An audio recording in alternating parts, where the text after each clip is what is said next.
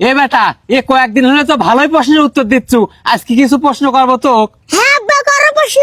তাহলে প্রশ্নটা শোন বেটা। ঘরের ভিতর ঘর, তার ভিতর ঘর, তার ভিতর পানি, কত কি হবে বেটা? নারকেল। হ বেটা, হয়েছে। তাহলে আর একটা প্রশ্নের উত্তর দে। বাড়ির পিঠে শিমেল গিল, নিজের মাথা নিজে গিল, কত কি হবে বেটা? কচ্ছপ। আর একটা প্রশ্ন শোন বেটা। এই দেখলে মেয়ে নাই, কি খবর রাজার ঠাই? এটা তো খুব সহজ প্রশ্ন আব্বা। তোর কাছে তো সব প্রশ্নই সহজ, ক শুনি। বিদ্যুৎ।